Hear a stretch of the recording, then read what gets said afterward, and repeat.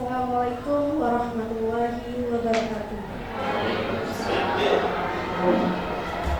Yang terhormat Kepala SMA Al-Irsyad Kota Tegal, yang terhormat Bapak Ibu Guru sekalian, marilah kita panjatkan puji syukur kehadiran Allah SWT yang telah melimpahkan rahmat dan hidayahnya sehingga kita bisa berkumpul di tempat ini dalam keadaan sehat walafiat untuk mengikuti kegiatan diseminasi budaya positif di sekolah. Salawat serta salam tak lupa kita haturkan kepada junjungan kita Nabi Muhammad SAW yang telah mengantarkan kita dari zaman kegelapan ke zaman yang terang benderang. Selanjutnya saya akan membacakan susunan acara kegiatan hari ini.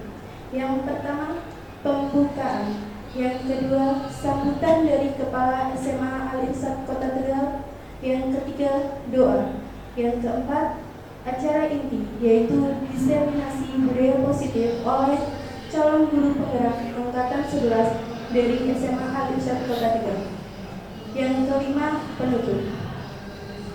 Hadirin yang berbahagia, untuk mempersingkat waktu, langsung saja kita akan memasuki acara yang pertama, yaitu pembukaan. Marilah kita buka acara ini dengan bersama-sama membacakan surat Al-Fatihah.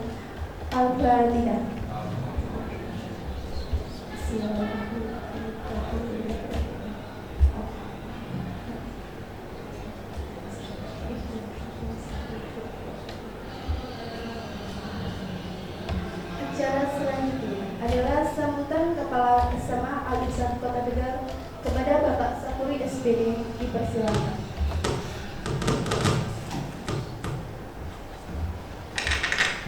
Bismillahirrahmanirrahim. Assalamualaikum warahmatullahi wabarakatuh.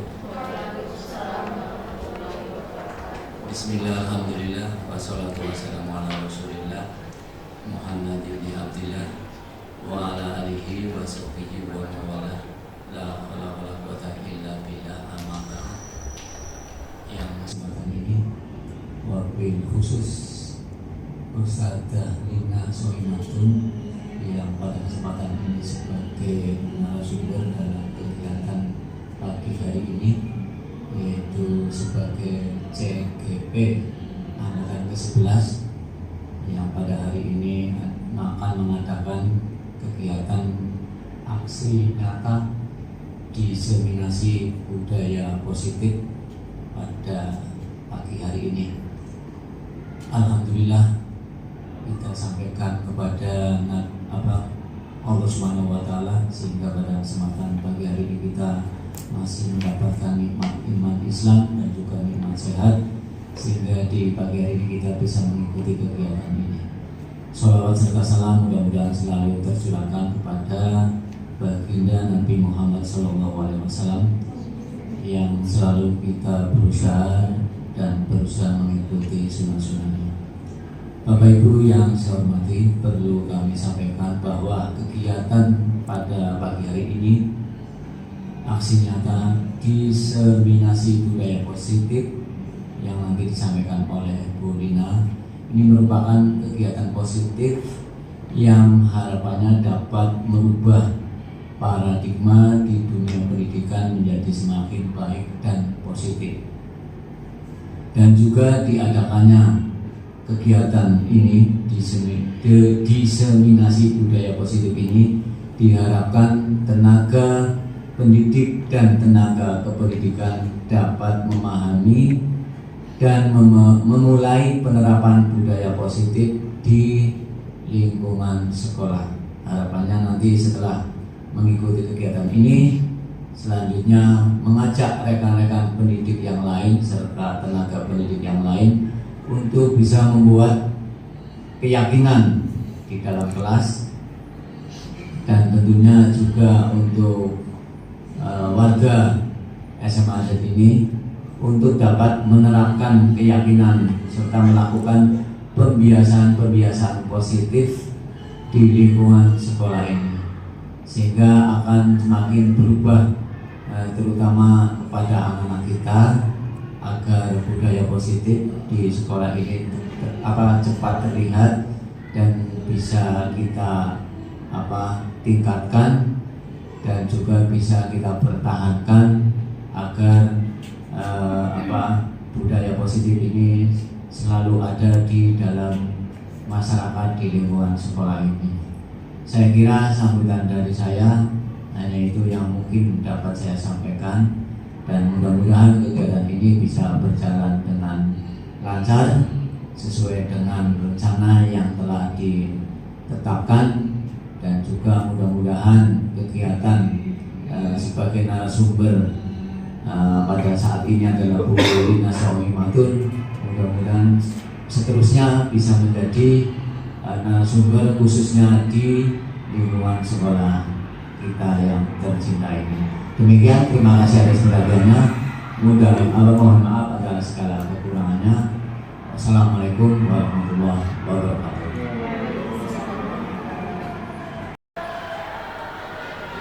Terima kasih kami ucapkan kepada Bapak Sekuri SPD atas sambutannya. Hadirin yang berbahagia, untuk acara selanjutnya adalah doa yang akan dipimpin oleh Bapak Teguh Priyanto. Kepada beliau kami persilakan.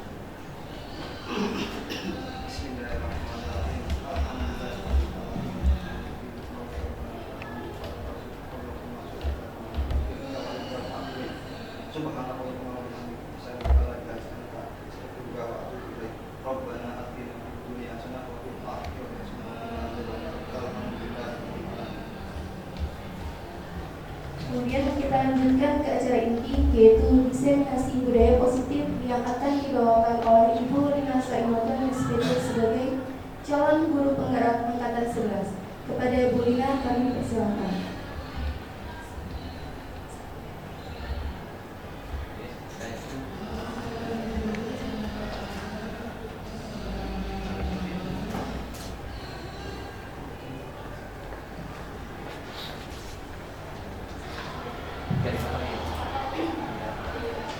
Bismillahirrahmanirrahim. Assalamualaikum warahmatullahi wabarakatuh.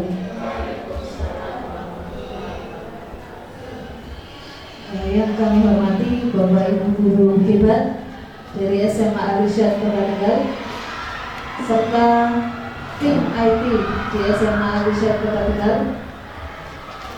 Marilah kita panjatkan puji syukur kehadirat Allah Subhanahu wa Ta'ala, sehingga pada kesempatan hari ini kita diberikan kenikmatan sehat dan bisa berkumpul pada kegiatan aksi nyata diseminasi budaya positif.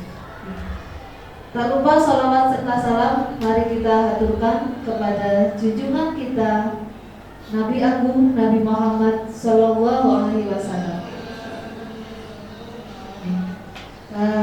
yang telah mengantarkan kita dari kegelapan ke zaman yang terang benderang. Bapak Ibu guru hebat, bagaimana kabarnya hari ini? Alhamdulillah ya, luar biasa. Sudah sarapan nih Bapak Ibu? Sudah, alhamdulillah. Saya ucapkan terima kasih karena Bapak Ibu di sini sudah meluangkan waktu untuk bisa hadir dalam kegiatan aksi nyata diseminasi budaya positif. Nah, kegiatan ini merupakan salah satu tugas yang harus saya laksanakan ketika menjalankan pendidikan guru penggerak. Kebetulan saya sekarang ini sedang mengikuti pendidikan guru penggerak angkatan 11. Nah, kami berharap dari Bapak Ibu sekalian nanti akan mengikuti ya, kalau nanti ada kesempatan angkatan ke-12, 13 Bu Enda, Pak Khalid dan semua Bapak Ibu nanti bisa mengikuti kegiatan ini. Insya Allah banyak sekali ilmu-ilmu yang akan Bapak Ibu peroleh. Nah, salah satunya adalah kegiatan hari ini perlu kami sampaikan Bapak Ibu, di sini saya bukan berarti guru atau orang yang lebih tahu, Bapak Ibu, lebih tahu atau akan menggurui Bapak Ibu, tetapi di sini kegiatan ini tujuannya adalah apa-apa ilmu atau akan mengikuti pendidikan guru penggerak akan saya bagi kepada Bapak Ibu guru sekalian. Oke. Nah tentunya materi-materi atau pengalaman-pengalaman yang saya dapatkan itu luar biasa Bapak Ibu. Dan memang kegiatan ini tidak bisa kita ikuti hanya sekedar fisik saja, tetapi secara lahir dan batin itu saya harus siap. Bahkan ini durasinya sampai kurang lebih bulan Desember Bapak Ibu. Ini baru berapa persen perjalanan Bapak Ibu gitu. Nggih, matur nuwun. Bapak Ibu, untuk supaya Bapak Ibu semangat, kita tepuk dulu bagaimana Bapak Ibu? Oke ya. Kita tepuk dulu. Tepuknya adalah tepuk semangat ya. Nanti Bapak Ibu ikuti tepuk ini tapi dengan rasa santai, slow, kemudian tidak ada beban. Ya, kalau kita melakukan sesuatu dengan beban itu kan rasanya berat, kayaknya nggak full gitu kan Bu. Oke. Tepuk ini adalah tepuk semangat ya, tepuk semangat. Bu Yana juga bisa ikut. Mungkin Bapak Ibu bisa berdiri semuanya, silakan. Bisa menyesuaikan supaya tempatnya agak nyaman. Boleh diberi jarak. Oke. Jadi ini tepuk semangat.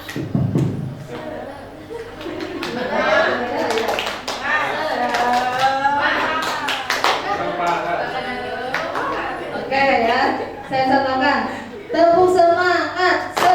Aha aha nah. Aha aha nah. Aha aha semangat. Kayak gitu ya. Ya. Ada tepuknya. Ya, ada tepuknya deh Bapak Ibu. Oke, yuk bersama-sama ya. Keluarkan tenaga Bapak Ibu ya. Oke, biar hari ini kita akan mengikuti kegiatan ini dengan semangat dan tanpa rasa beban Bapak Ibu. Oke, yuk. Kita bersama-sama yuk. Tepuk semangat. Aha aha. Aha aha. Aha aha. Semangat. Oke, tepuk tangan semuanya. Jangan duduk dulu Ibu, belum selesai. Oke. Nah, sudah semangat, sekarang tinggal kita berbahagia. Nah, kebetulan ini Bapak Ibu jumlahnya ada 10. Ibu gurunya ada 6 ya. Bapak gurunya ada 4. Nanti silakan saling berhadap-hadapan antara 2 orang, oke? Ya, silakan saling berhadap-hadapan. Bapak Ibu silakan tatap wajah temannya selama 30 detik, oke ya? Ya, oke. Pak Agung dan Pak Lingga silakan saling tatap, oke ya? Ya, ini saya dengan Bu Yana nih. Oke, silakan saling menatap, mengeluarkan aura positif, aura bahagia, Bapak Ibu. Oke. Ya, selama 30 detik saja. Ya, dan lama-lama. Sudah Bapak Ibu?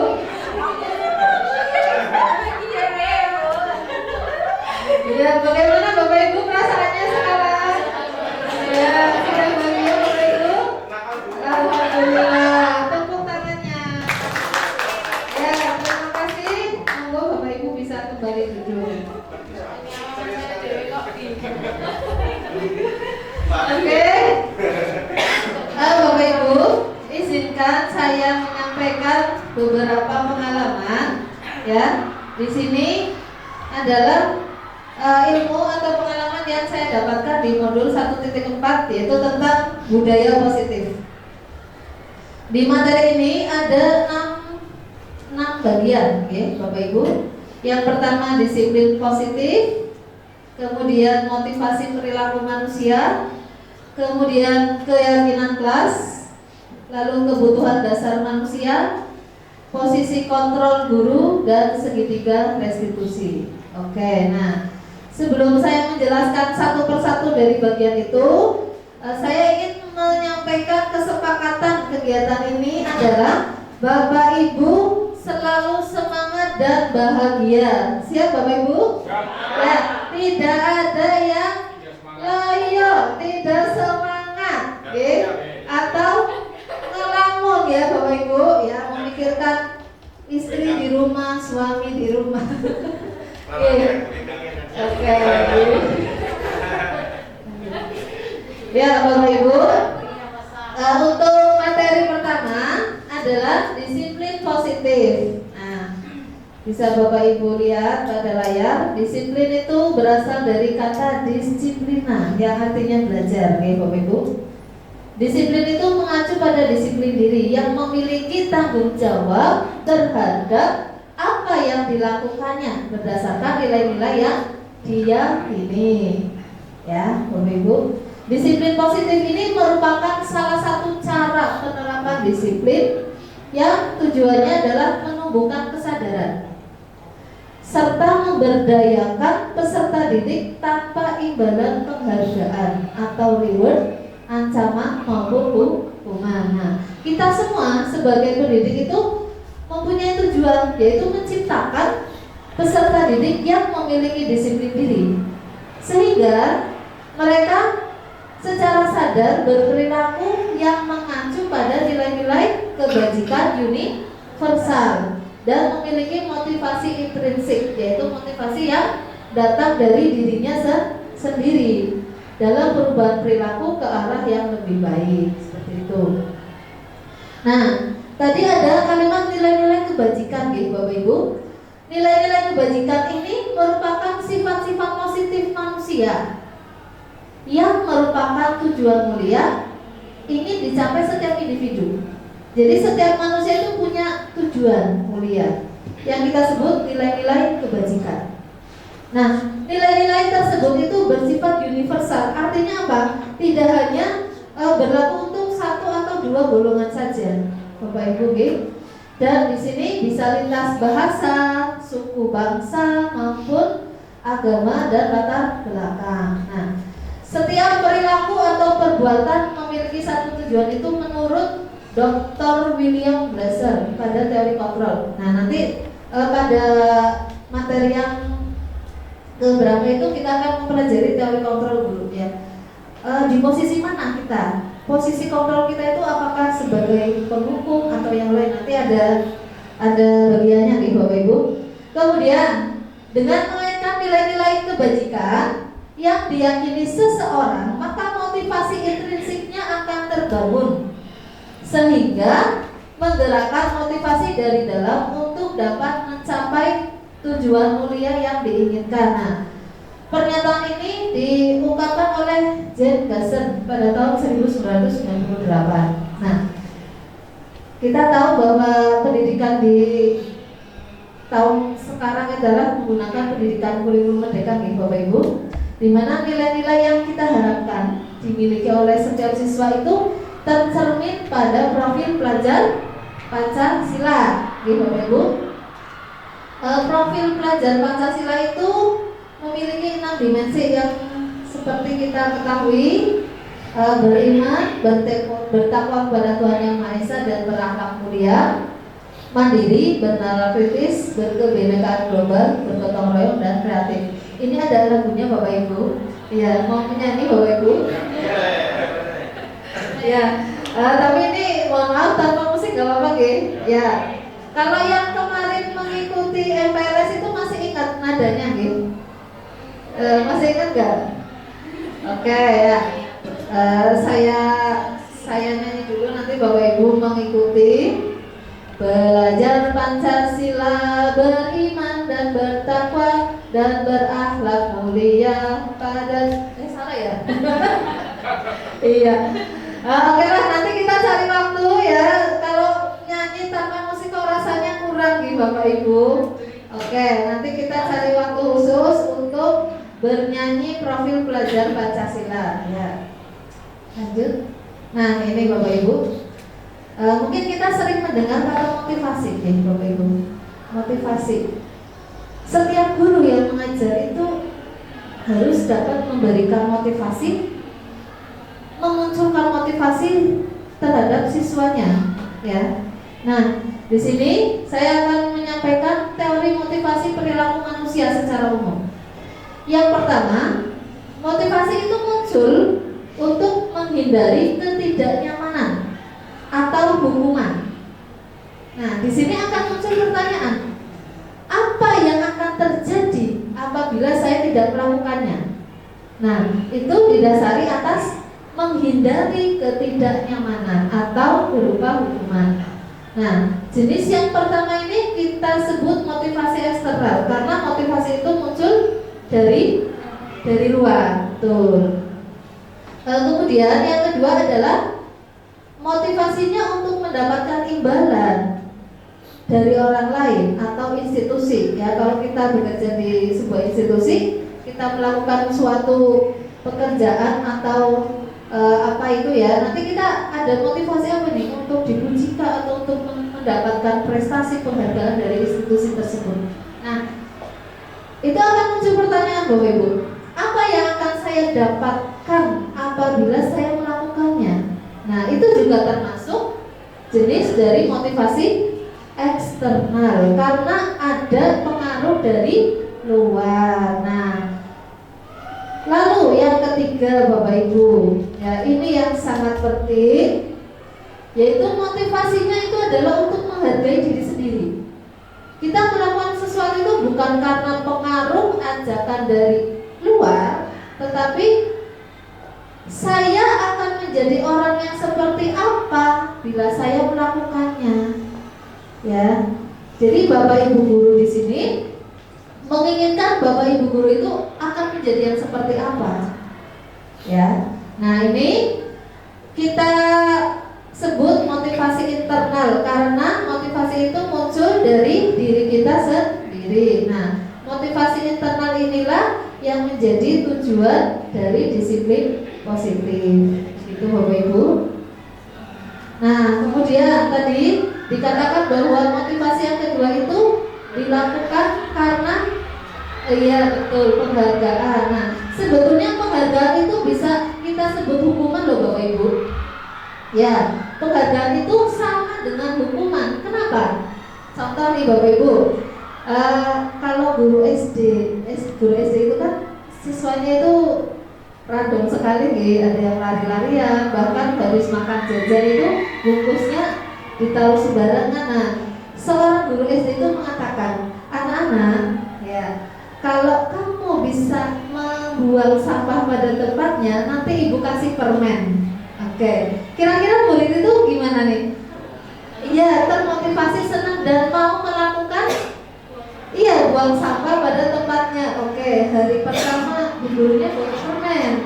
Iya, jadi anak yang bisa membuang sampah pada tempatnya itu akan diberikan permen. Hari kedua, ya, ternyata hari kelima itu gurunya itu lupa membawa permen Bapak Ibu. Ya, dan anak itu masih melakukan membuang sampah pada tempatnya, tapi tidak diberikan permen. Kira-kira menurut Bapak Ibu siswanya bagaimana? Iya, wah saya sudah membuang sampah kok gak dapat permen atau gak dapat jajan gitu kan? Iya. Nah, jadi muncul apa ya, harapan atau saya inilah mudah-mudahan dikasih jajan sama guru, saya akan nyampul, saya akan membuang sampah pada tempatnya ya. Sebetulnya itu merupakan hukuman Bapak Ibu, hukuman buat siswa kita ya. Nah, karena ada faktor ketergantungan, betul. Karena motivasi yang dia lakukan ya, dia membuang sampah itu atas dasar penghargaan itu diberi imbalan. Nah, di sini dampak dari pemberian penghargaan itu bisa dalam bentuk jangka pendek maupun jangka panjang. Kemudian penghargaan itu juga sifatnya menghukum aslinya dan bisa mengurangi ketepatan. Lalu penghargaan itu juga tidak efektif. Kenapa tidak efektif? Kenapa Bapak Ibu? Iya, karena kalau ya bisa ya, datanya dari luar diri ya. Karena siswa itu akan melakukan kebaikan bukan atas kesadaran diri sendiri, tetapi karena imbalan. Nah, yang berikutnya penghargaan juga bisa merusak hubungan Bapak Ibu. Iya betul.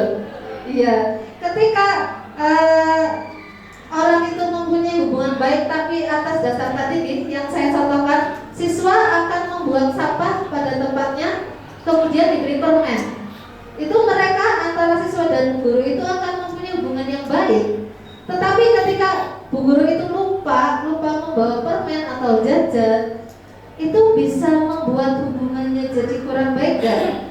Atau muncul pikiran dari siswa tersebut bagaimana? Nggak mau membuang sampah ya Bapak Ibu Nah, kemudian penghargaan juga bisa menurunkan kualitas. Kenapa Bapak Ibu?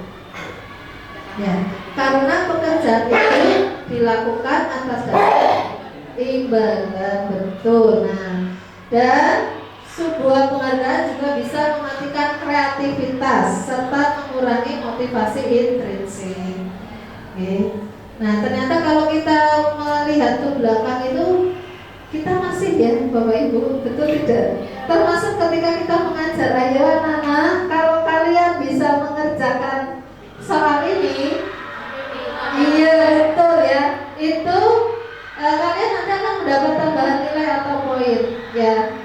Iya, ternyata penghargaan itu menjadi hukuman buat mereka. Nah, Bapak Ibu, ini ada beberapa tindakan guru ya, ada 7. Nomor 1, mencatat 100 kali di dalam buku kalimat. Nah, saya ingin Bapak Ibu menuliskan. Pertanyaannya adalah, tindakan guru itu termasuk sebuah hukuman atau konsekuensi? Ini akan diberikan kertas, nanti Bapak Ibu tuliskan jawabannya. Diberi nomor 1, 2, sampai 7. Ya, nanti Bapak Ibu cukup menuliskan nomor 1 termasuk apa. Kalau menurut Bapak Ibu itu adalah hukuman, maka tulislah hukuman. Ya, silakan Bapak Ibu dari nomor 1 sampai 7. Beri nama enggak apa-apa. Ya, tidak dikumpulkan kok Pak. Iya, ini enggak ulangan gitu Bapak. Oke.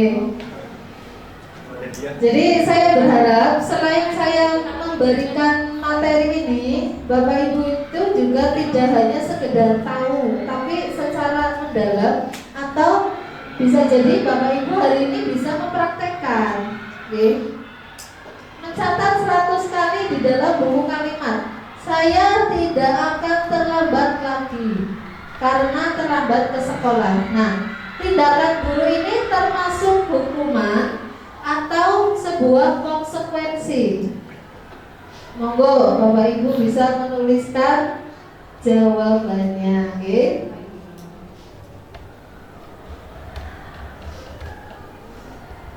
Nomor 2, lari mengelilingi lapangan sebanyak 2 kali karena terlambat hadir di sekolah. Nah, itu apakah termasuk hukuman atau konsekuensi Bapak Ibu? Iya. Bingung boten Bapak Ibu. Iya. Jadi antara konsekuensi dan hukuman kok ini ya hampir ya. Iya, hampir. Yang ketiga, murid diminta untuk push up 15 kali. Nah, karena tidak menggunakan masker ke sekolah. Nah, itu terjadi saat pandemi Covid kemarin nih Bapak Ibu. Kita punya anjuran kepada siswa maupun Bapak Ibu guru ketika datang ke sekolah wajib memakai masker. Oke, silahkan Bapak Ibu ya. Menurut pendapat Bapak Ibu ya, kalau nengok ke samping kiri nggak apa-apa, kanan nggak apa-apa, tapi Bapak Ibu pastinya punya pendapat sendiri. Kemudian yang keempat, menggantikan kertas tugas punya teman yang telah kita coret-coret. Iya, itu termasuk hukuman atau konsekuensi?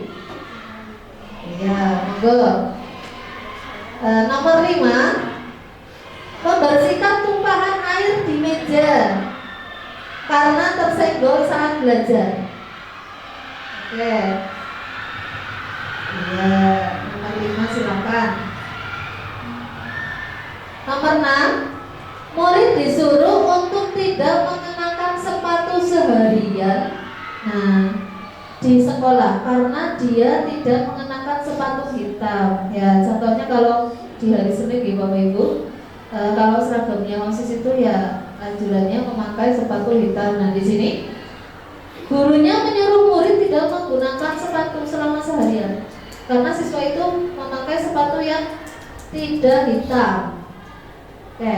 Dan yang terakhir, lari mengelilingi lapangan basket 2 kali karena terlambat 10 menit pelajaran PJOK. Oke, sambut Bapak Ibu. Oke, saya minta nomor 1 nih, nomor 1. Iya, nomor langsung terjawab itu. Oke, silakan slide selanjutnya, enggak apa-apa. Ya, nah nomor 1, monggo Bapak Ibu, bagaimana jawaban Bapak Ibu? Iya, nomor 1 jawabannya adalah hukuman. Iya, iya sama jawabannya. Sama, oke. Kemudian nomor 2, lari karena terlambat juga merupakan hukuman Bapak Ibu. Betul ya? Ya.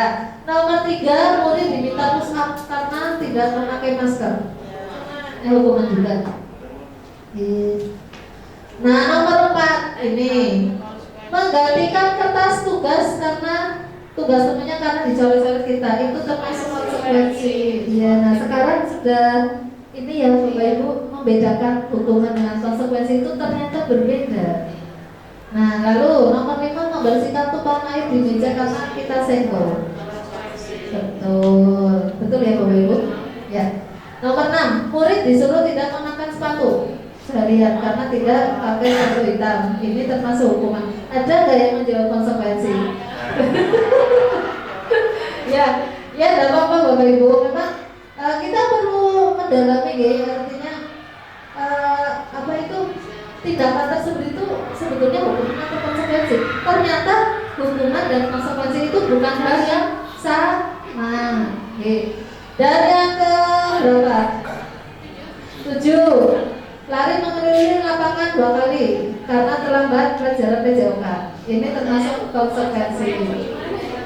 Ya. Saya pikirnya ini dulu, pikirnya sudah apa ya, sudah jadi kesepakatan kalau ini lari ada hukuman, kalau kamu terlambat 10 menit berarti lari hukuman. Oh iya. Ini penilaian saya. Ya, mungkin kalau misalkan ini pelajarannya bukan PJOK, kita sebut hukuman Bapak Ibu. Betul, karena aktivitas di mapel PJOK itu kan lari bukan sebuah ini ya. Iya, karena itu bagian dari apa? Pembelajaran. Bahkan mereka dengan adanya lari itu bisa membuat badan sehat, bisa kita apa sebut sebagai pemanasan dulu. Biasanya gitu kan Bapak Ibu. Ibu Enda betul nih, Pak Sur. Ya kalau sebelum latihan apa itu push up atau senam lantai kan anak-anak kita minta untuk pemanasan dulu. Istilahnya apa ya Bapak Ibu? Warm up. Ya gitu. Ya warm up nih. Oke ya. Nah sekarang kira-kira apa dari pernyataan 7 ini, kesimpulannya atau perbedaan dari hukuman dan konsekuensi apa Bapak Ibu? Ya mungkin bisa disampaikan. Ya. Monggo Bu. Ya, berdasarkan dari itu ya Bu, pernyataan di situ, menurut saya Bu, kalau hukuman itu lebih kepada berfokus sama hal negatif yang anak lakukan. Jadi kita menghentikan hal negatifnya itu dengan tindakan lain. Tapi kalau konsekuensi itu apa ya namanya, memberikan kesempatan siswa untuk belajar atas tindakan dia sendiri. Dia bertanggung jawab atas tindakan. Ya, bagus ya. Terima kasih kepada Bu Kiki. Kita tepuk tangan. Kemudian dari bapak-bapak ada yang mau berpendapat, silakan. Oke, Pak Dibio. Menurut saya ya, kalau hukuman itu diberikan kepada namanya siswa yang pelanggaran tidak seperti apa yang diharapkan. Tapi kalau konsekuensi karena menyimpang dari apa yang diinginkan, contohnya tadi membersihkan yang tumpahan itu kan bukan hukuman, konsekuensinya. Terima kasih. Ya, kita beri tepuk tangan Bapak Ibu.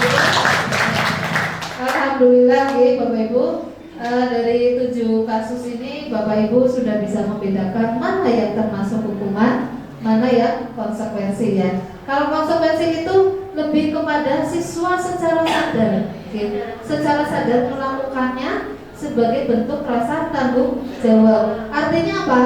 Mereka melakukan itu berdasarkan motivasi intrinsik yang muncul dari diri sendiri. Nah, sedangkan hukuman itu mereka lebih terpaksa nggak sih Bapak Ibu?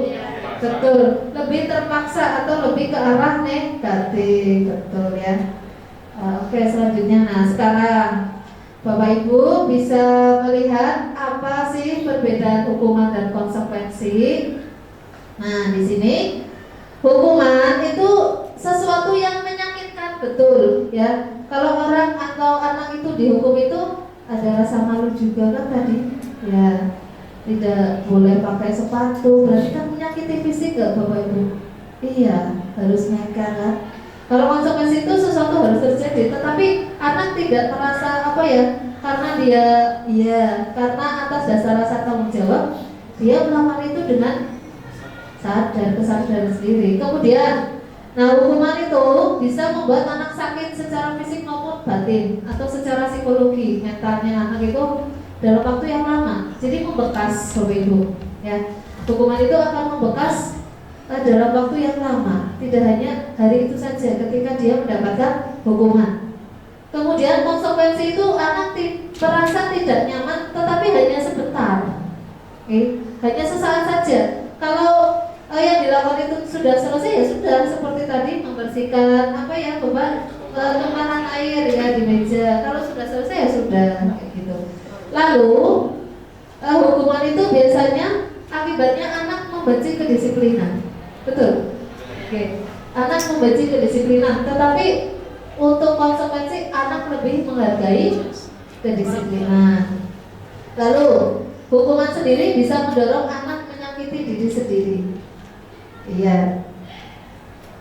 Dan konsekuensi itu mendorong anak menyesuaikan diri. Beda gitu Bapak Ibu, menyakiti diri dengan menyesuaikan diri. Lalu yang tadi ya, yang disampaikan Bu Kiki lebih ke arah negatif, betul. Konsepnya itu buruk kalau hukuman. Sedangkan konsekuensi, konsep diri yang baik. Nah, lalu hukuman itu juga bisa membuat anak menyembunyikan kesalahan. Sedangkan konsekuensi, anak belajar mematuhi peraturan. Nah, dan yang terakhir perbedaannya itu anak ketika dihukum itu apa?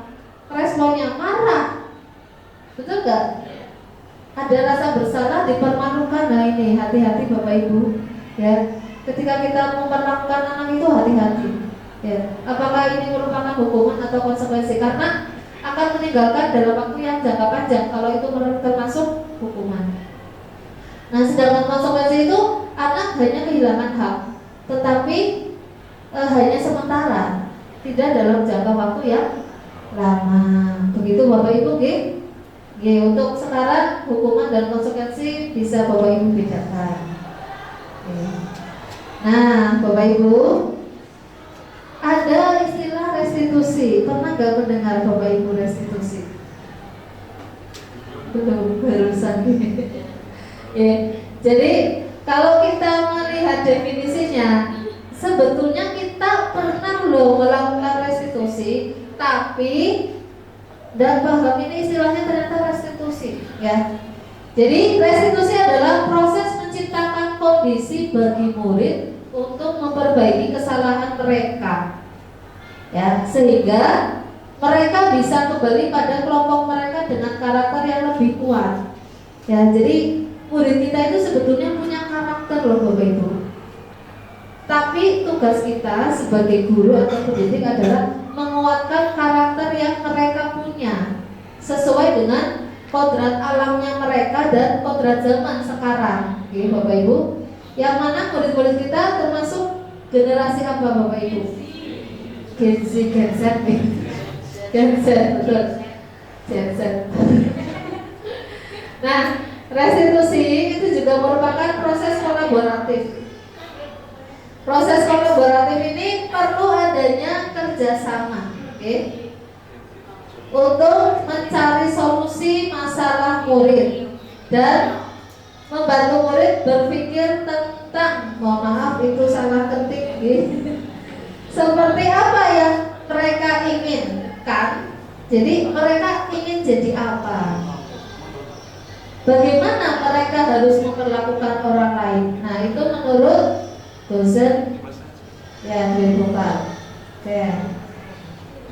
Nah ini Bapak Ibu, tadi kita sudah melihat contoh tindakan guru yang masuk ke hukuman, mana yang masuk konsekuensi, dan ada juga yang tergolong restitusi. Oke. Nah kalau kita melakukan sebuah hukuman itu kita katakan identitas gagal, ya gagal. Sedangkan konsekuensi bisa kita masukkan ke identitas sukses. Tetapi ada yang lebih baik lagi yaitu restitusi. Nah, hukuman itu menyakitkan, gitu Bapak Ibu, seperti tadi yang sudah disampaikan. Sedangkan konsekuensi sesuatu harus terjadi. Nah, yang ketiga restitusi. Restitusi merupakan pilihan. Kamu mau jadi seperti apa, anak? Ya, anak-anak mau jadi seperti apa? Kalian mau ingin yang apa itu dirinya menjadi apa? Apa yang harus kamu lakukan? Itu kan kita memberikan pilihan. Okay? Kemudian hukuman itu membuat anak tidak nyaman dalam jangka panjang.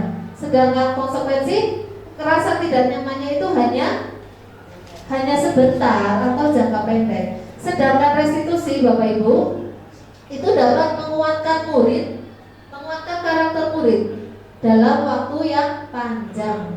Betul. Lalu korban mendapatkan keadilan, itu hukuman, ya, betul-betul adil. Kalau konsekuensi itu korban bisa diabaikan. Sedangkan restitusi korban mendapatkan batin, ya. Lalu murid untuk hukuman anak akan tersakiti. Sedangkan konsekuensi membuat murid tidak nyaman. Nah, kalau restitusi muridnya akan mendapatkan penguatan. Jadi sekarang hukuman, konsekuensi dan restitusi. Betul. Nah, kemudian untuk hukuman itu perilaku lebih ke pasif agresifnya meningkat. Ya, mereka pasif tapi lebih cenderung agresif. Ya. Iya. Kemudian konsekuensi penguatan hanya bertahan dalam waktu pendek. Kalau restitusi kita memecahkan masalah selesai dengan adanya restitusi. Lalu untuk hukuman, sistem tidak akan berjalan bila murid tidak takut. Betul? Betul nggak? Sebuah hukuman itu tidak terjadi jika muridnya tidak takut. Apa ya? Terlambat? Saya nggak takut terlambat. Iya, jadi hukuman. Karena apa? Mereka sudah tahu bahwa saya terlambat itu pasti dihukum. Ya. Kemudian kalau konsekuensi itu memerlukan monitoring, ya, jadi perlu pemantauan dan supervisi berlanjut. Sedangkan restitusi murid akan belajar tanggung jawab. Ya. Kemudian hukuman berlaku pada sebuah institusi, sedangkan konsekuensi membantu penerapan, dan restitusi fokus pada pemecahan masalah. Jadi yang perlu kita garis bawahi adalah restitusi merupakan cara untuk mencari sebuah penyelesaian. Oke, ya. Nah ini yang akan muncul Bapak Ibu kalimatnya. Kalau hukuman itu peraturannya adalah kamu harus begini, gitu. Peraturannya adalah tidak boleh terlambat, berarti kamu harus datang sebelum jam 7 atau datang tepat waktu. Nah, kalau konsekuensi kalimat yang disampaikan itu apa peraturannya? Mampukah kamu melakukannya? Begitu.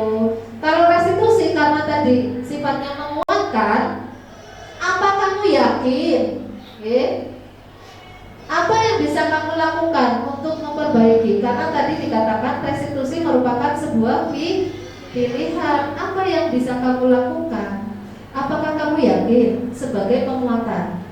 Kemudian dengan adanya hukuman, murid akan membenci peraturan, betul tidak? Kalau konsekuensi, murid menghormati peraturan dan restitusi akan menghormati dirinya dan orang lain.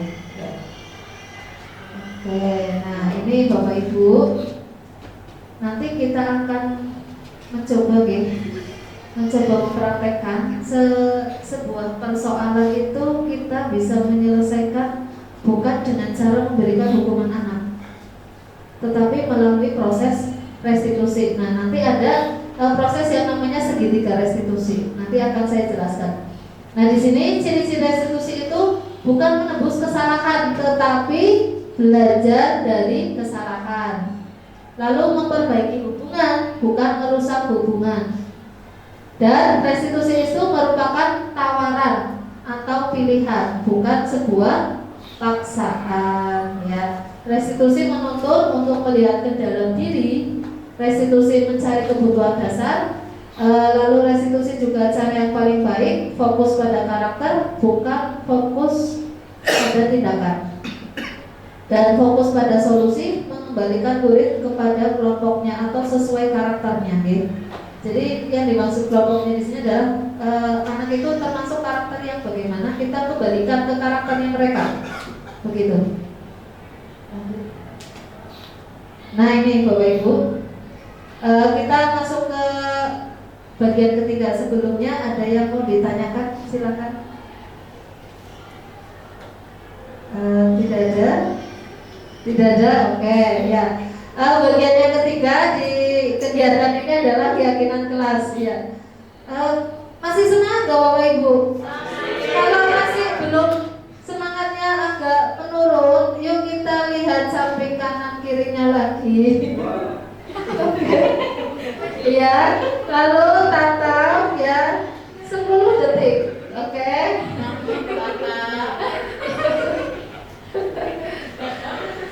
Ya, sudah Bapak Ibu, kita kembali ya. Nah, keyakinan kelas sebelumnya saya akan menanyakan yang Bapak Ibu lakukan saat pertama kali masuk atau di tahun ajaran, sebelum memberikan materi atau memberikan pembelajaran itu, apakah Bapak Ibu membuat yang namanya peraturan kelas atau kesepakatan kelas? Iya, peraturan atau kesepakatan Bapak Ibu? Kesepakatan, bukan peraturan. Sepertinya iya. Ya, di sini judulnya bukan peraturan, bukan kesepakatan, tetapi keyakinan kelas. Kenapa? Ya, mengapa tidak peraturan saja? Mengapa harus keyakinan kelas? Oke ya. Nah, contohnya Bapak Ibu, kenapa kalau orang mengendarai motor itu harus atau wajib memakai helm? Apakah itu sebuah peraturan atau kesepakatan atau keyakinan? Ada yang Iya. ada yang keyakinan. Iya. Kalau keyakinan itu bersifat universal. Tadi kan disampaikan nilai-nilai kebajikan yang sifatnya universal. Jadi tidak hanya satu golongan saja kan, itu untuk semua orang kan. Mengapa kita memiliki peraturan harus menggunakan helm? Oke. Ya, lalu mengapa kita memiliki peraturan harus datang tepat waktu? Supaya disiplin ya. Ternyata punya alasannya. Nah, ternyata itu untuk mendorong motivasi intrinsik kembali ke nilai-nilai keyakinan yang lebih menggerakkan seseorang dibandingkan mengikuti serangkaian peraturan. Jadi Bapak Ibu merasakan nggak kalau Bapak Ibu mengendarai motor pakai helm atas dasar peraturan dengan atas dasar keyakinan karena alasan tertentu, beda nggak Bapak Ibu? Bedanya apa? Iya, misalnya gini, saya pakai saat saya mengendarai motor saya harus pakai helm karena aturannya begitu. Atau saya yakin kalau saya pakai helm saya akan selamat. Iya, lebih mana? Lebih mengarah kemana nih? Iya, bukan karena adanya peraturan. Untuk saat ini lebih mengutamakan selama toh kenyataannya banyak orang yang berkendara tidak menggunakan helm. Iya, Ya kan? betul ya. Jadi nggak berdasarkan ini. Orang nanggur helm, orang sekarang enggak. Yang penting saya pakai helm biar selamat. Iya, bahkan saya pernah menemui murid kita ibu, ya, tahun berapa ya anaknya udah lulus itu dari rumahnya di Warna Pak, ya, rumahnya di Warna, helmnya dipakai tapi di lutut, betul. Makanya kalau kamu kadang kan terjadi sesuatu di jalan, otakmu minta maaf Bapak Ibu. Ya karena helm yang harusnya digunakan di kepala, kenapa dipakai di lutut, dan dia itu pakai saat di lampu merah Madinah Bapak Ibu. Dari Adiwarna ke Jambon itu nggak pakai helm, nggak pakai di kepala, tapi di lutut. Itu yang Iya. namanya peraturan. Ya, berarti orang itu belum mempunyai keyakinan. Betul. Nah, sekarang kelihatan nggak yang warna ungu? Kelihatan tulisannya? Iya, betul ya. Ini untuk lingkup sekolah. Jadi bagian yang paling kecil yang berwarna ungu adalah peraturan kelas. Ya, paling kecil. Ya mungkin Bapak Ibu selama ini sudah membuat peraturan kelas, tapi apakah peraturan itu sudah menjadi sebuah keyakinan yang bisa dijalankan oleh seluruh siswa di kelas tersebut? Bahkan itu menjadi sebuah keyakinan sekolah. Gitu. Nah, adanya keyakinan kelas ataupun keyakinan sekolah yang sudah terbentuk itu menjadikan lingkungan sekolah kita itu sebagai lingkungan yang positif. Ya, tentunya lingkungan yang positif itu akan mendukung pembelajaran yang lebih baik, betul nggak? Nah, dengan adanya lingkungan sekolah yang positif, terciptalah budaya sekolah yang positif. Nah, itu lebih luas lagi Bapak Ibu.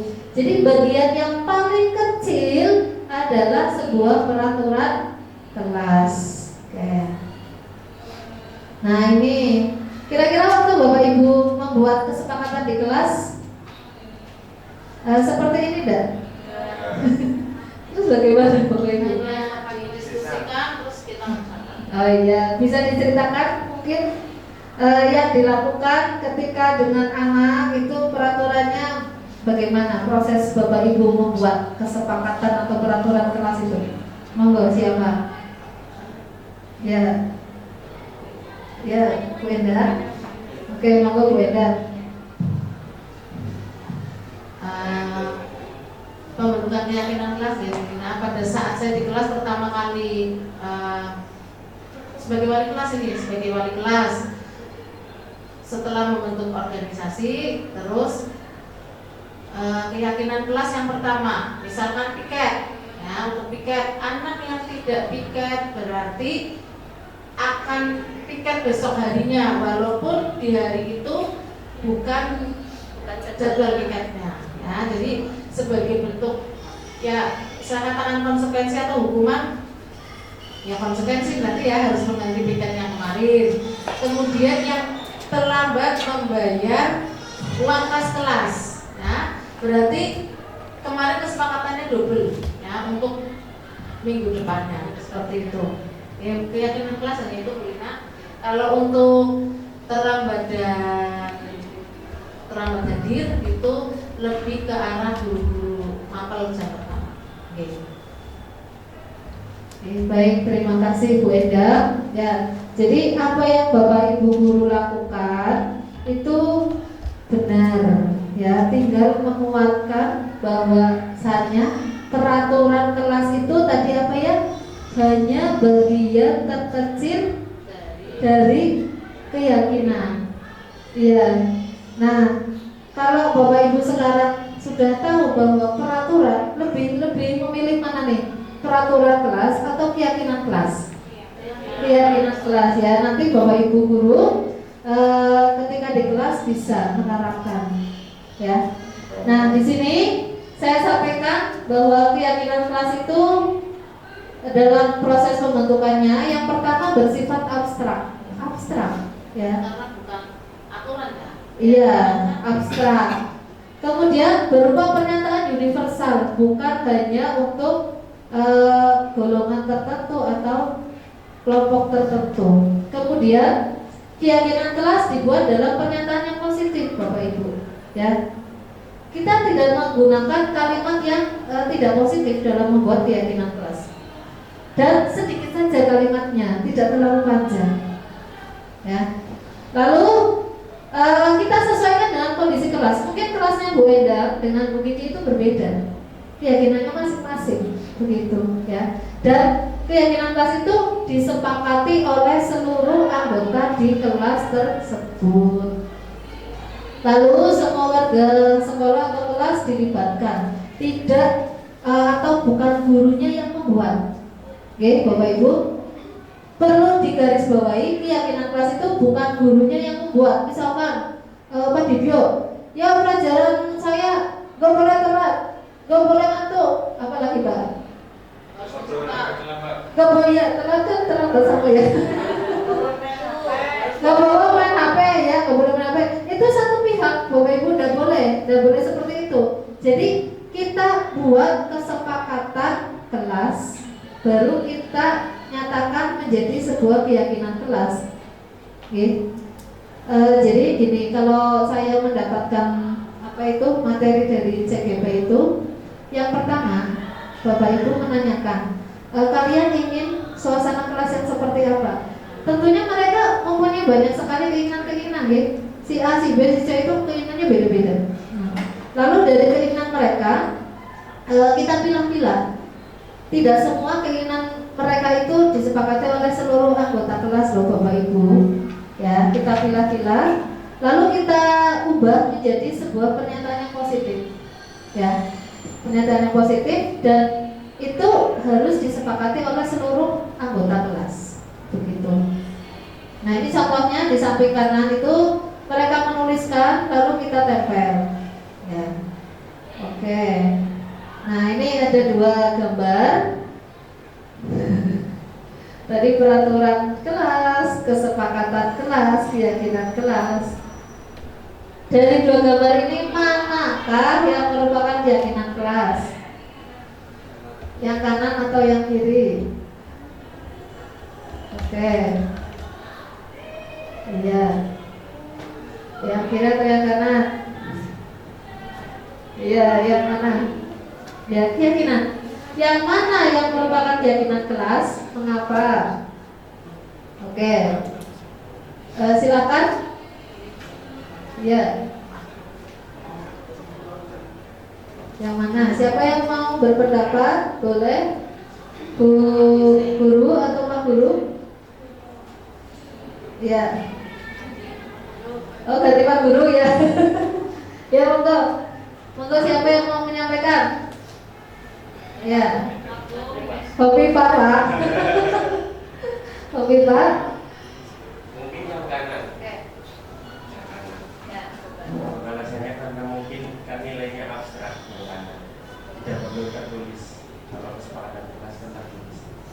Ya. Kesepakatan kelas tertulis penyampaikan abstrak. Iya. Mungkin ada yang mau berpendapat lain. Oke, silakan Bapak Ibu. Bu Mustafia, Bu Yuyun. Ya, Bu Rani. Oke. Ya. Dari dua gambar ini mana yang merupakan keyakinan kelas? Kanan atau kiri? Kanan. Kanan. Alasannya adalah abstrak. Kemudian iya, bersifat universal, tidak satu pihak, tidak satu arah, betul. Yang kami kan berarti antara Iya, betul. Nah, kenapa ada yang berwarna kuning, Bapak Ibu tahu nggak? Nah, itulah yang menjadi sebuah poinnya, ya. Saling menyayangi abstrak, tidak perlu kita jabarkan. Iya, ya. Kalau di sebelah kiri itu kan lebih ke ini ya Bapak Ibu, konkret. datang ke bapakku mengucapkan salam. Iya, itu lebih konkret sekali. Menjaga kebersihan sekolah, terus berdoa sebelum dan sesudah kegiatan. Ya. Kemudian yang keempat, aktif dalam pembelajaran, betul ya.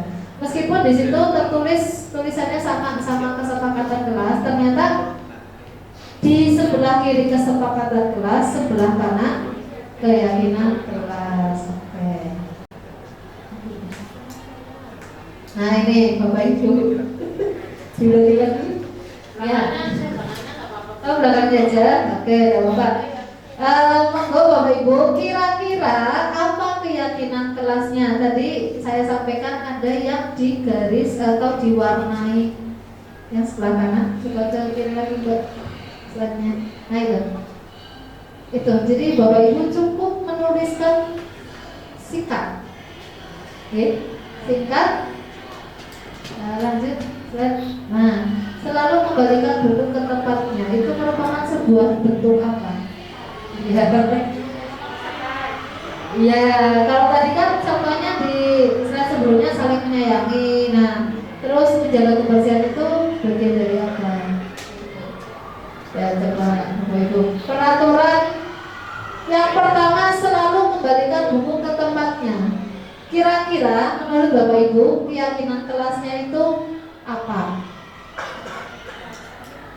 Ya, bahasanya apa? Yang kedua, dilarang mengganggu orang lain. Iya. Yang ketiga, hadir di sekolah 15 menit sebelum pembelajaran dimulai. Yang keempat, dilarang melakukan kekerasan. Oh, benar. Lalu dilarang menggunakan narkoba, bergantian atau menunggu giliran, gunakan masker, jangan berlari di kelas atau koridor. Oke, saya bantu Bapak Ibu. Tadi kasusnya kita menggunakan helm saat berkendara itu apa sih? Karena aturan atau keselamatan? Nah seperti itu contohnya. Oke. Monggo 1, 2, 3, 4, 5, 6, 7, 8. Ada 8.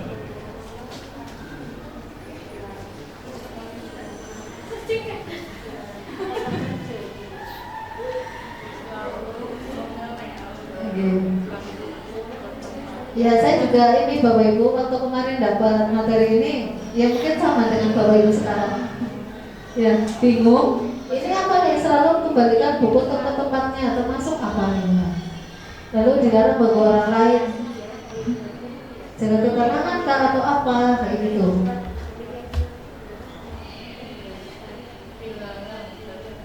Ya. Tadi contohnya menggunakan helm karena keselamatan. Oke.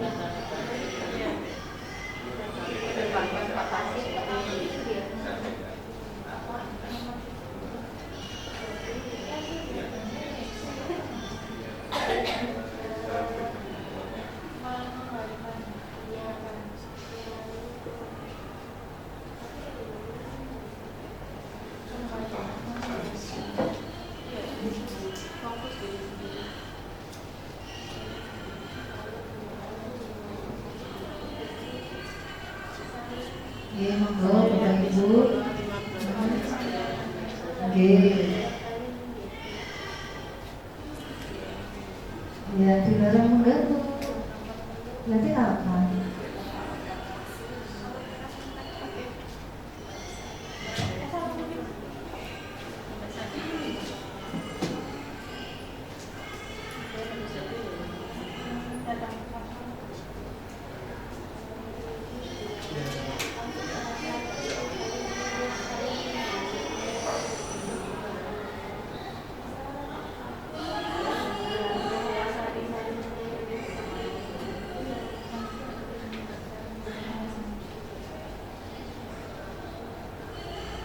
Gimana sudah Bapak Ibu?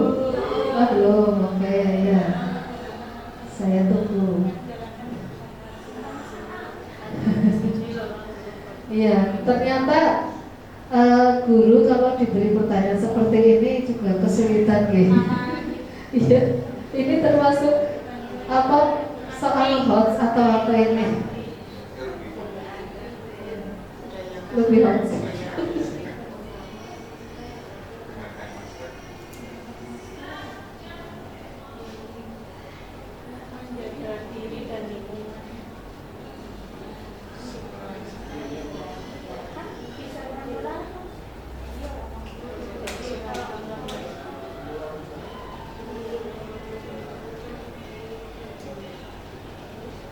Sudah berani?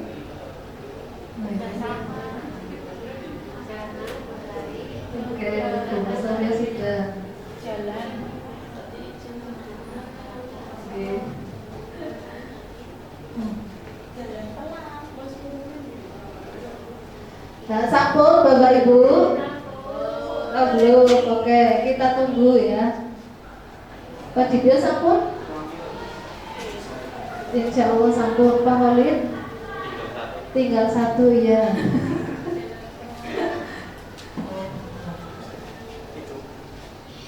Pak Mahmud saja? Tinggal kasih saja.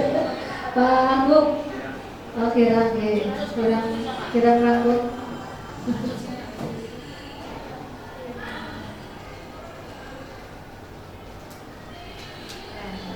Sampun Bapak Ibu? Sampun?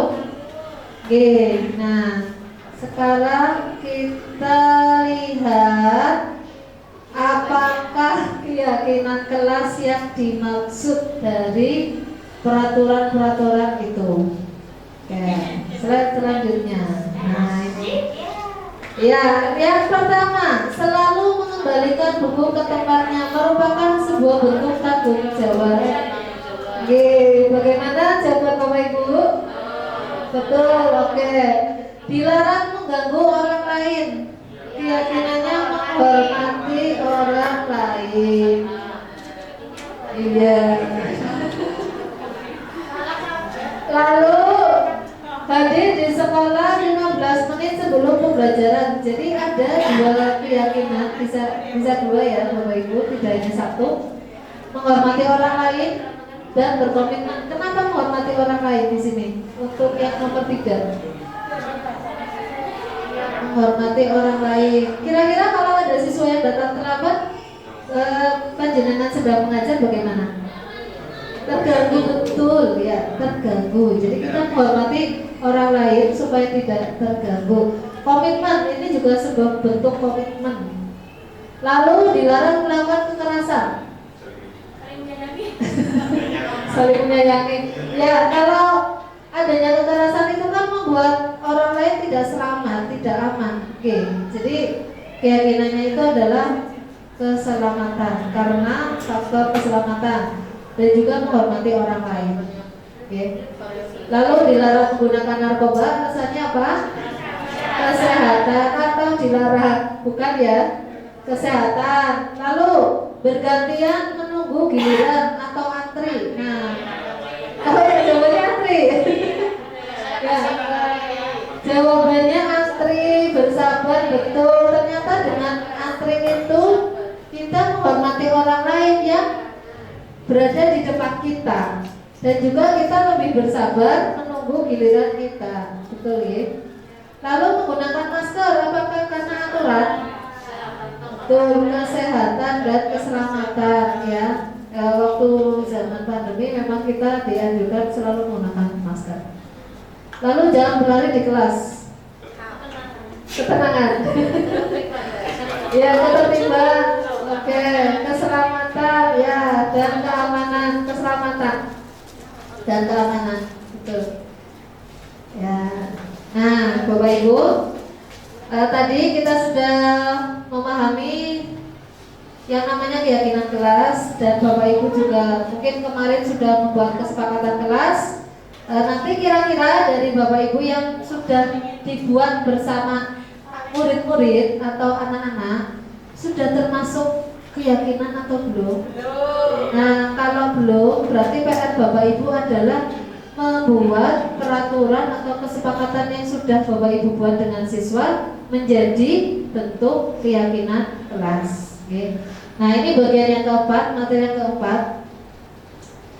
Ini juga gampang Bapak Ibu, kebutuhan dasar manusia. Nah, untuk yang pertama, ini kita bagi menjadi 5 bagian, hanya 5. Yang pertama bertahan hidup. Kita sebagai manusia itu bertahan hidup salah satunya melalui apa? Harus makan, gitu. Berpakaian, tempat tinggal. Kita butuh tempat tinggal, butuh aman, butuh sehat, ya, supaya kita bisa bertahan hidup. Nah, selain itu manusia itu juga perlu kasih sayang, betul nggak Pak Mahmud? Ya, Pak Mahmud itu perlu kasih sayang loh dan rasa diterima. Oke, atau Burani. Ya. Nah, kasih sayang ini adalah rasa diterima, rasa dipedulikan, berbagi, kerjasama, dan kita merasa menjadi bagian dalam sebuah kelompok. Itu juga kebutuhan dasar yang kedua, yaitu kasih sayang dan rasa diterima. Kemudian yang ketiga, kebutuhan dasar manusia yang ketiga itu adalah penguasaan. Penguasaan. Maksudnya gimana? Menghargai dirinya. Ya, harga diri. Ya, kita punya harga diri, keinginan untuk dianggap, betul tidak? Iya. Pengen dihargai, dianggap. Bapak Ibu juga butuh yang namanya penguasaan untuk memimpin kelas. Iya. Kemudian berprestasi, ya, diakui, didengar keinginannya, ya. Nah, itu kebutuhan yang ketiga. Nah, yang keempat, kita juga sebagai manusia perlu kebebasan. Nah, kebebasan di sini kita artikan mandiri. Dengan Bapak Ibu punya kemandirian, Bapak Ibu lebih bebas melakukan sesuatu hal, betul tidak? Ya. Lalu Bapak Ibu dengan adanya kebebasan, Bapak Ibu punya pilihan untuk melakukan sesuatu atau tidak melakukan sesuatu. Bisa jadi mencoba hal yang baru. Nah, selain itu Bapak Ibu juga mampu mengendalikan arah dirinya. Ya, bebas mau ke arah ke barat atau ke timur atau kemana, seperti itu. Dan yang kelima dan terakhir adalah kesenangan. Tentu kita hidup itu perlu senang, ya. Perlu merasa senang. Nah, untuk membuat kita senang itu caranya salah satunya adalah dengan bermain, dengan berhumor, bercanda ria, ya, dengan tertawa. Nah, sekarang Bapak Ibu silakan tertawa. Ya, itu bagian dari pemenuhan kebutuhan kita, Bapak Ibu, ya. Jadi tidak salah kalau panjenengan itu tertawa, ya. Tapi kalau menurut sunahnya itu tertawanya, iya, tidak terlalu berlebihan, ya. Ya, tertawa sendiri bahaya. Oke, lanjut. Nah, ini kita sudah masuk ke materi kelima, Bapak Ibu. Insya Allah sebentar lagi selesai. Nah, ini Bapak Ibu sudah menjadi guru sudah berapa tahun? Iya. Paling sedikit atau paling guru-guru itu sini siapa? Apa berapa tahun, Pak? 1 tahun. Paling lama di sini siapa? Beda atau Pak Dibir? Oh, Pak Dibir dulu berapa tahun, Pak? Dia seperti Saya aja 30 tahun kok. oh, iya. Ya, Pak Dibir masih terlihatnya jauh beda. Oh, Pak Dibir masih muda sih. Iya. Oke, Bapak Ibu, yang Bapak Ibu selama ini pahami posisi Bapak Ibu sebagai guru, ya. Di sini lebih ke posisi kontrol, gitu. Posisi kontrol guru itu ternyata secara garis besar ada 5. Nah, yang sudah Bapak Ibu lakukan selama ini kepada siswa kita itu sebagai apa nih?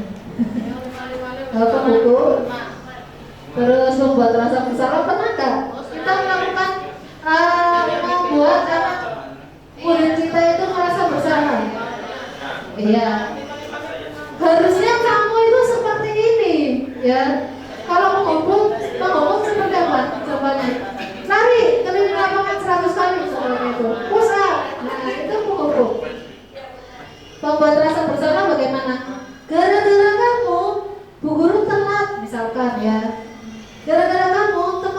nggak bisa tampil. Nah, itu juga membuat rasa bersalah.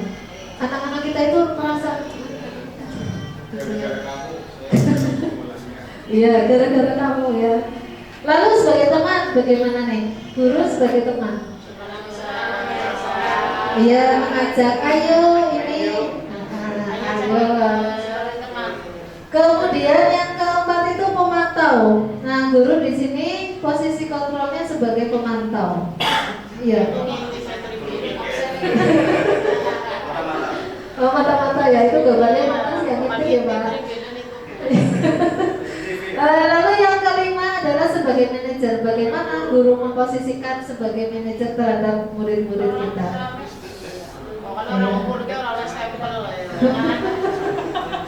Oke ya, jadi ada 5 posisi kontrol guru. Oke, nah Bapak Ibu, ini ada sebuah kasus.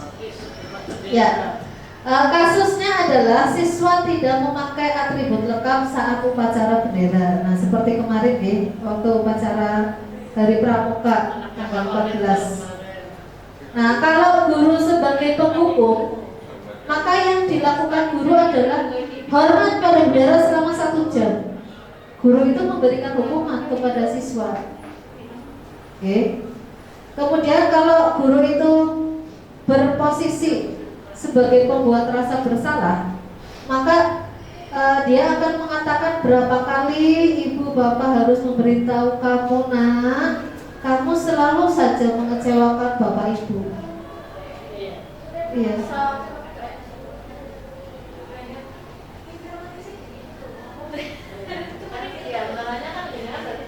Iya, itu mendekati ya. Itu membuat rasa bersalah. Kemudian kalau sebagai teman, ayo dong ikuti aturan sekolah. Iya, lebih ini ya, friendly ya, lebih friendly. Tolong bantu ibu ya, sekali ini aja. Ya sudah, tidak apa-apa. Lain kali jangan berbuat seperti ini lagi. Gitu. Ini kalau posisinya guru sebagai teman. Oke. Nah, kalau sebagai pemantau, kamu sudah melanggar peraturan sekolah, kamu tahu konsekuensinya. Nah, guru itu memantau perilaku siswa. Setelah upacara, kamu beli atributnya ke koperasi dan jangan diulangi lagi. Nah, ini sebagai pemantau. Lalu yang kelima, nah ini sebagai manajer, apakah kamu tahu kesalahan kamu? Ya, menanyakan kepada diri siswa. Kira-kira bagaimana kamu memperbaiki kesalahan kamu? Iya, bukan guru yang mengatakan, tapi siswa yang mengatakan. Ya, kamu salahnya telat gitu, bukan guru, tapi kita membuka atau memberi kesempatan siswa menyadari kesalahan yang sudah mereka lakukan. Lalu kita ajak siswa itu berupaya mengungkapkan, ya. Bagaimana sih cara memperbaiki kesalahan siswa tersebut? Nah, itu pada posisi kontrol guru itu sebagai manajer. Okay. Nah ini, ya bisa dibagikan lagi kertasnya. Ya, jadi saya berharap kegiatan ini betul-betul mengena Bapak Ibu, tidak hanya sekedar tahu teorinya, tapi kita semua praktek, ya. Kalau ada kasus seperti ini atau pernyataan yang muncul dari Bapak Ibu guru seperti ini, posisi kita sebagai guru, posisi kontrolnya itu sebagai apa? Apakah penghukum? Apakah pembuat rasa bersalah? Apakah yang ketiga apa tadi? Teman. Kemudian yang keempat apa? Pemantau. Dan yang kelima manajer. Okay? 1, 2, 3. Coba di slide sebelumnya. Slide sebelumnya yang itu awal. Oke, nah ini. Ya, itu ada 5. Oke, posisi kontrolnya ada 5. Mas Arjit.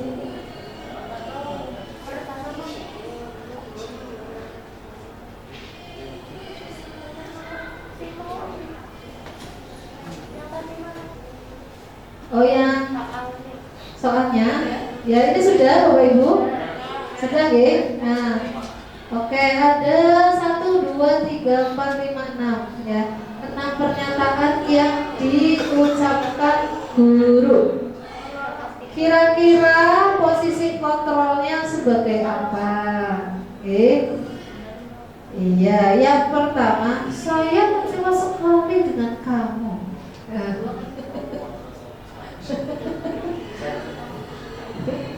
Lalu yang kedua, kamu tidak pernah benar melakukannya kan?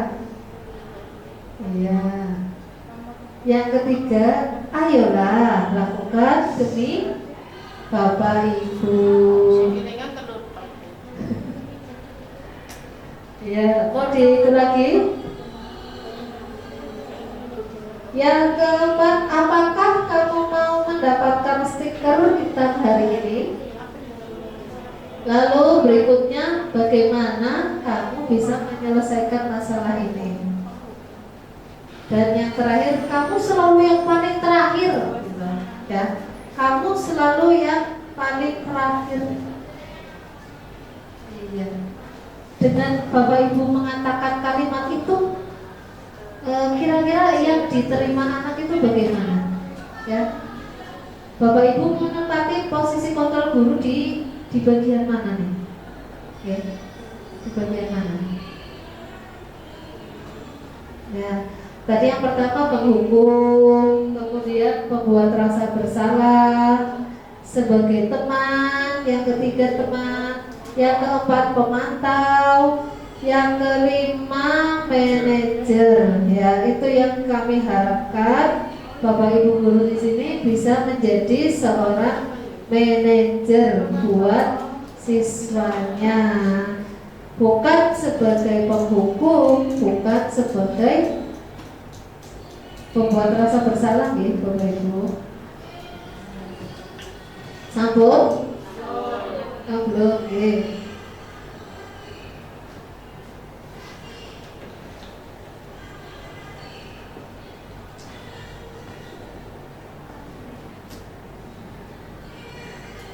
Oke, sudah Bapak Ibu? Sudah semuanya Bu Yun sambut? Oke. Mari kita lihat bersama ya, posisi yang sesuai itu apa. Nah ini, yang pertama, saya kecewa sekali dengan kamu. Ya, pembuat rasa bersalah. Tadi kan di contoh sebelumnya juga, ya kamu sudah mengecewakan ibu, ya membuat anak itu kok berkecil hati. Lalu ini, kamu tidak pernah benar, kamu tidak pernah benar ya, salah terus berarti kan? Iya, kamu tidak pernah benar melakukan itu, nyapu kok salah terus, gitu kan? Nah itu sebagai penghukum, ya. Lalu yang ketiga, ayolah lakukan demi Bapak Ibu. Nah itu ayolah ya, lebih friendly gitu Bapak Ibu, lebih friendly guru di sini sebagai teman. Kemudian, apakah kamu mau mendapatkan stiker bintang hari ini? Ya, itu guru sebagai pemantau. Nah ini yang kita harapkan Bapak Ibu, kita sebagai manajer bisa menyelesaikan masalah. Ya, anak bisa menyelesaikan masalah. Bagaimana kamu bisa menyelesaikan masalah ini? Maka di sini guru bertindak sebagai manajer. Nah ini yang terakhir, kamu selalu paling yang terakhir ya. Ya ini sebagai penghukum. Dan Bapak Ibu, oke, sampai di sini kira-kira yang dilakukan Bapak Ibu selama ini seringnya menjadi posisi yang mana?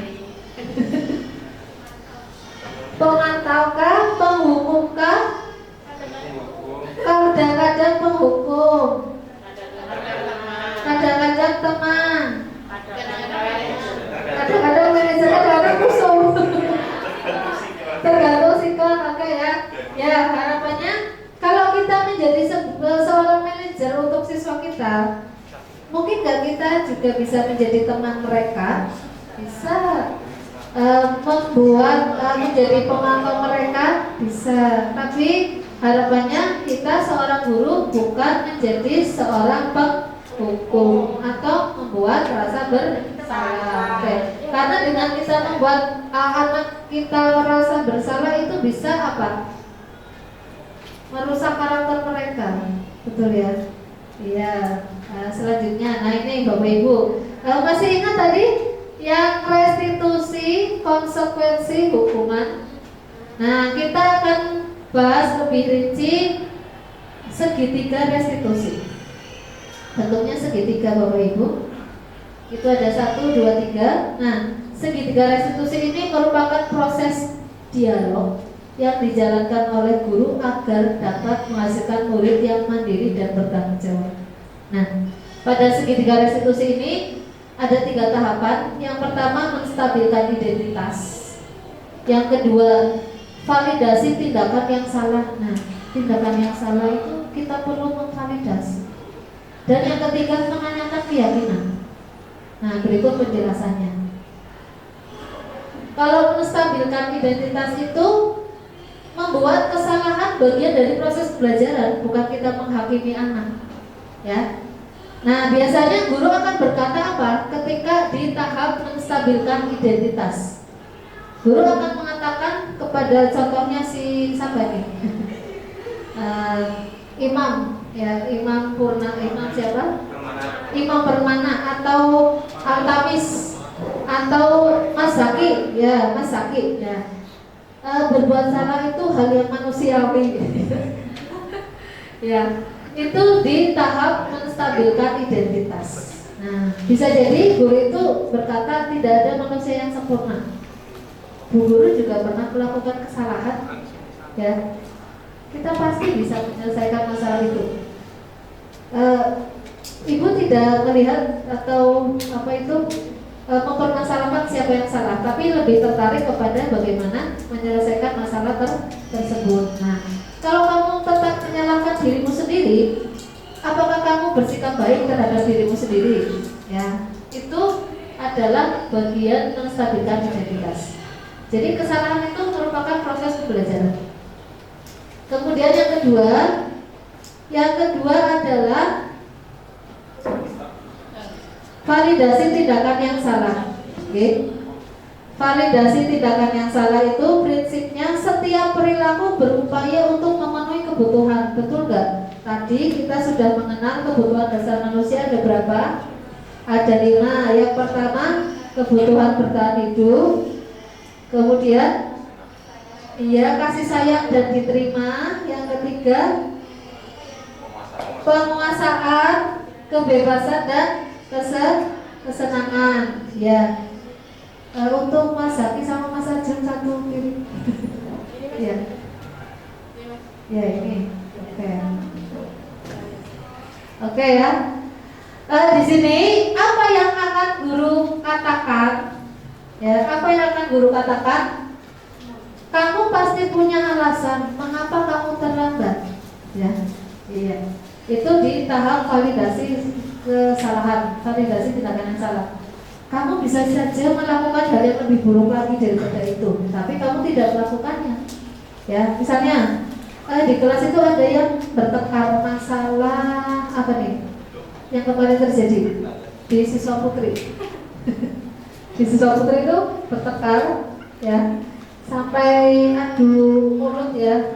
Iya, untuk kamu tidak sampai berkelahi, ya, kamu hanya adu mulut, ya. Untuk kamu tidak melakukannya. Lalu bisa jadi guru itu mengatakan, maukah kamu belajar cara yang lain, ya, untuk mendapatkan yang kamu butuhkan tanpa harus memukul. Jika masalah siswanya adalah memukul temannya, ya. Lalu, apakah kamu bisa melakukan hal yang lebih baik lagi esok hari? Nah, itu juga validasi tindakan yang salah. Lalu yang ketiga, langkah yang ketiga. Nah, ini Bapak Ibu, ini yang tahap terpenting, ya. Dari 3 langkah segitiga restitusi, bagian yang terakhir di sini menanyakan keyakinan itu berdasarkan teori kontrol, ya. Tadi posisi kontrol guru ada 5, bahwa dasarnya kita termotivasi secara intrinsik dari dalam, ya. Nah, apa yang guru katakan pada tahapan ini? Apa keyakinan kelas kita ketika siswa datang terlambat, ya, di tahap ketiga itu Guru akan menanyakan, keyakinan kelas kita itu apa sih? Gitu. Sehingga kamu tidak melakukannya, ya. Atau nilai-nilai universal apa yang telah kita sepakati bersama, ya. Jadi kita kembalikan ke kesepakatan awal, ya. Yang mana ada siswa yang melakukan kesalahan, kita kembalikan, kita menanyakan, kita sudah membuat keyakinan apa untuk kelas kita. Nah, lalu bisa jadi kita mengatakan atau menanyakan, kamu ingin jadi anak seperti apa? Dengan kamu terlambat, kamu ingin jadi seperti apa? Lalu apa yang kamu rasakan ketika kamu melakukan itu? Kamu menjadi orang seperti apa? Oke, Bapak Ibu, lanjut. Nah, ini suaranya mohon maaf tidak terdengar. Jadi ini yang sudah saya praktekkan, ya. Kasusnya adalah siswa terlambat, ya. Saya menanyakan, apa betul kamu terlambat? Ya, betul Bu.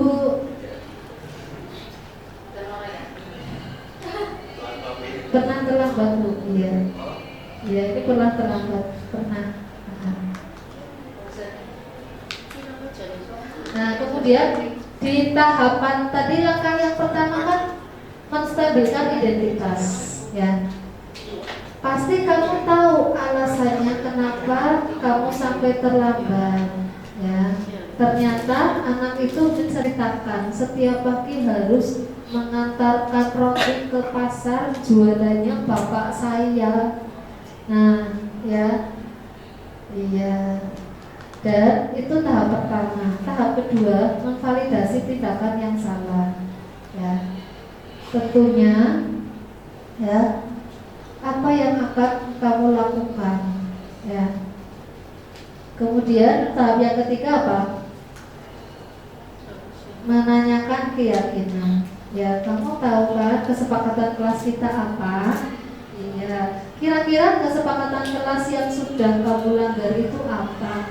Saya terlambat Bu. Nah, baru kita lanjutkan menanyakan bagaimana kamu, apa yang akan kamu lakukan untuk menyelesaikan masalah ini. Bukan kita sebagai guru memberikan solusi, tapi solusi itu muncul dari diri siswa, ya. Nah, seperti ini Bapak Ibu. Lanjut. Nah, ini, ya, akhir dari kegiatan ini. Dalam penerapan program disiplin positif itu hendaknya kita sebagai guru punya standar kepribadian, ya, profesional dan sosial yang baik, di mana guru mampu merefleksi dirinya dalam posisi kontrol saat ini. Oke. Bagaimana perjalanan dirinya menjadi among. Among di sini adalah manajer yang menuntun murid, Bapak Ibu. Menuntun bukan menuntut, oke? Beda. Menuntun, mengantarkan murid sesuai dengan karakter mereka. Kalau menuntut itu lebih ke paksa, gitu ya. Nah, menjadi murid yang mandiri, merdeka dan bertanggung jawab. Nah, di sini sesuai dengan standar pendidikan Indonesia, ya, standar nasional pendidikan yang ada di negara ini, ya. Alhamdulillah Bapak Ibu, saya telah menyampaikan ilmu pengalaman yang saya dapatkan selama mengikuti pendidikan guru penggerak, dan insya Allah masih banyak ilmu-ilmu lagi dan pengalaman yang nantinya akan saya dapatkan, dan insya Allah juga di lain kesempatan saya akan membagikan kembali ke teman-teman di sini, ya, Bapak Ibu. Sebelum kita mengakhiri, ya, saya ingin mendengarkan perasaan Bapak Ibu, kesan-kesan setelah mengikuti serangkaian kegiatan ini. Oke. Ya, jadi sebuah kegiatan atau pembelajaran mungkin, itu perlu adanya refleksi. Refleksi itu kita melihat ke belakang. Kalau kita sebagai guru, kita tidak ada salahnya menanyakan ke siswa, anak-anak, bagaimana pembelajaran hari ini? Apakah Bu Lina menyampaikan atau menjelaskan dengan gamblang, dengan baik? Tidak Bu, suaranya kecil. Nah itu tidak apa-apa, kita menanyakan ke siswa. Itu sebagai bahan refleksi kita supaya ke depannya itu lebih baik lagi. Atau Bu, jangan nulis terus, itu gak apa-apa disampaikan oleh anak. Ya, bukan di sini bukan anak itu menilai guru, tapi kita saling merefleksi ya. Jadi dalam pembelajarannya itu dua arah, tidak selalu guru ke siswa, guru ke siswa, guru ke siswa. Apalagi di kurikulum Merdeka ini lebih mengedepankan siswa lebih aktif atau pembelajaran yang berpusat pada murid. Di sini guru hanya bersifat fasilitator atau motivator. Monggo Bapak Ibu yang ingin menyampaikan perasaan setelah mengikuti kegiatan ini, kemudian pesan-pesannya, monggo Bu Mustofia.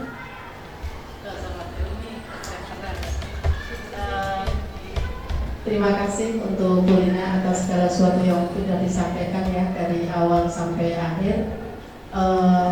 Mungkin apa yang saya ataupun yang kami tangkap dari paparan yang sudah disampaikan, sebenarnya kita selaku seorang pendidik atau seorang guru, apa yang disampaikan tadi sebenarnya sudah banyak dipraktekkan, akan tetapi mungkin kurang paham itu masuk kelompok mana atau kelompok mana. Contohnya dikontrol lagi. Sebenarnya Bapak Ibu guru wali kelas itu 5-5-nya itu sudah mempraktekkan semuanya dan dianalisa pada diri kita sendiri. Kok sudah dipraktekkan? Berarti ini masuk ke sini. Cuman kitanya belum tahu itu masuk ke istilahnya manajer atau merasa bersalah atau sebagai teman. Itu sebenarnya sudah dicoba semuanya sesuai dengan kebutuhan yang ada di kelas. Akan tetapi kadang 5-5-nya sudah dicoba Bu, namun permasalahannya kadang kok belum bisa sesuai apa yang kita inginkan. Kadang ya mungkin sudah ada perubahan, tapi perubahannya itu belum signifikan. Tapi dengan adanya seperti ini, mungkin kalau saya nanti kan banyak kayak penyelesaian ya tadi, mulai dari istilahnya menyelesaikan ke anak, mau dari konsekuensi, dari hukuman, kemudian penerapan ke anak dan lain sebagainya. Tadi kalau saya amati itu banyak penerapan ke anak-anak. Jadi mungkin nanti barangkali masukan saja, kalau 5-5-nya sudah ditempuh mamanya dalam segi kontrol tadi, kok masih belum ada perubahan yang signifikan, itu bagaimana? Tapi kalau menurut kami setelah mendapat paparan kayak gini, ya alhamdulillah kami mendapatkan wacana ilmu yang mungkin selama ini kita sudah praktekkan tapi nggak tahu itu masuk kelompok mana. Mungkin itu saja Ibu, terima kasih. Wassalamualaikum warahmatullahi wabarakatuh.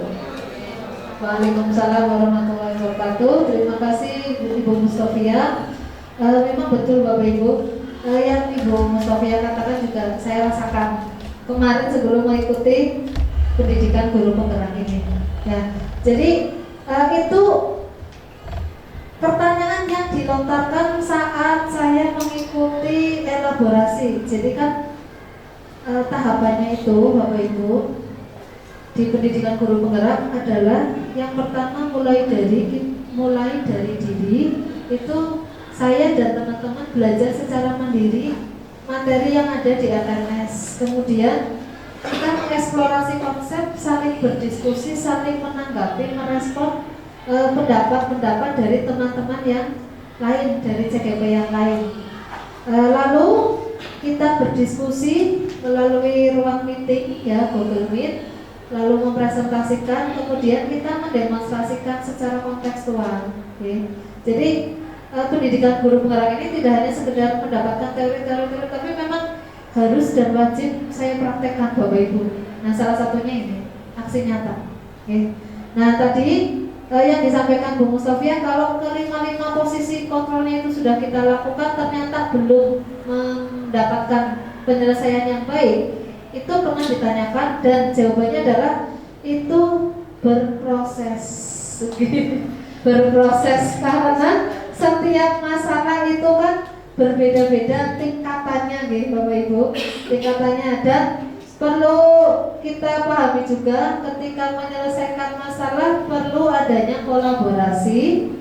Kalau misalkan masalah itu muncul dari guru mapelnya ketika guru tersebut mengajar, menyelesaikan masalah itu perlu kolaborasi dengan wali kelas, dengan BK-nya, guru BK-nya, kalau mau ke tingkat yang lebih atas ke kesiswaannya, atau bahkan ke tingkat kepala sekolah. Nah, bahkan kita juga perlu kolaborasi meskipun masalah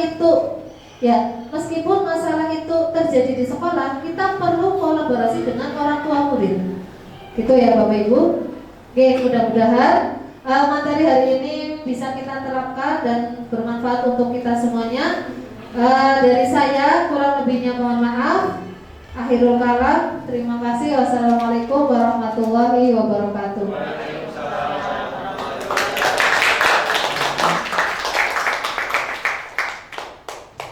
Ya, terima kasih kepada Bu Lina yang telah menyampaikan berbagai materi dari nilai-nilai kebijakan universal, terus ada posisi kontrol guru, dan yang terakhir adalah restitusi atau segitiga restitusi gitu ya.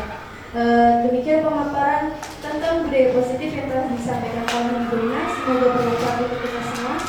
Saya sebagai pembawa acara mengucapkan terima kasih dan mohon maaf bila ada tutur kata yang kurang berkenan di hati Bapak dan Ibu sekalian. Akhir kalam, wassalamualaikum warahmatullahi wabarakatuh.